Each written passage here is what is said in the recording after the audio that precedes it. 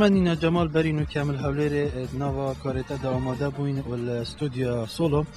نوكاجيات بجن برهم دو مايكات نوكاتو كاري كليبت كي اف كليبت دي بچرنگ بي ان شاء الله كليبكي زور جوانه به لو بعرفشم اشتكي زور جوان درته بعدينيا ويشكل اوازه بعدينيا كما بناوي نازكم اوازي سمير زاخوليا و هوندراوي احمد تسنيا اسشوا خريكيو فيديو كليبين اشتكي واينه معه اما بجاريكيات ديالفين برودكشن كارتيو كليب مانه بله اما يكمين فيديو كليب ملقل فين برودكشن انجام ددين وان شاء الله كاريكي جوانا به جواب دلتا بو سيناريو ديال داريناري سيناريو كاشتكي زور جوانا درباري مثلا شكرا كان كم تكتشي حزي لكرك بك مثلا تازه كرك هيتا مالكي تازه وانه سيناريو كي زور جواني دانا وبو فيديو كليبا وإن شاء الله بداهاتوا همو يبينن وإن شاء الله بدلي همو لايك الشبه دلبرا چند كليب واش بيبراني چي قرار فيديو كليبي كي كون هني سي دي كونكم من 2010 عشقتهم بناي عشقتهم قرار اوبن ودوانش لم ألبوم تازه نينا امزورينا برهم كنگي دي بالا بيد گودار دي كنگي گوداري كن اون كت چو قوناق دا برهم سيدي كم هسه كومبليت بو بس هسه ميكس وماستريني معه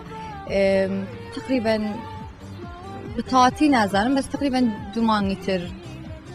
ان شاء الله همشتكي كومبليت به ده چه جوازي هبيت ناف براوي كليب و كليب انت ديفيد الهولري كار كري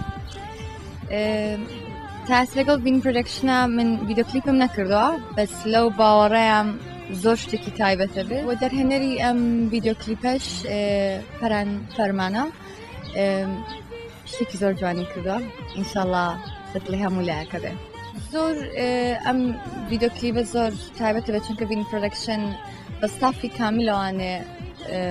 هاتونو او كارمان انجام دادن چونك مثلا فيديو كليب كاني ترم نالم دا كواليتي و باشتر بيا خرابتر بيا اما بس لو بارام امشتكي زور جوانا بي چونك بستافي كامل و هموين هاتون بيجي ما بابو جاريكيات الدهوكي جالك نيتا دهوك چوادي تبين تي في چوادي دهوك زور خوشا زور حزم او هواتي و تقريبا سيروش شواروش قرار لي ربمانين و سرداني فين برودكشنش مكر زور جوانا ان شاء الله تلفزيوني بينشم سرداني انا مكر زور جوامو وان شاء الله هیوادارم کاری زور جوان تریش بکن شونی زیاتریش بکن وانه زور لو باشتر و جوانتر تو ده هر کردستان کار کی تو چه کارین دیل استرالیا کار نکی من تاسل استرالیا کارم نکردوا بس لکردستان کردم و حتی بشتوانم هر لکردستان کم و زور سپاسی برنامه فوکسی شکم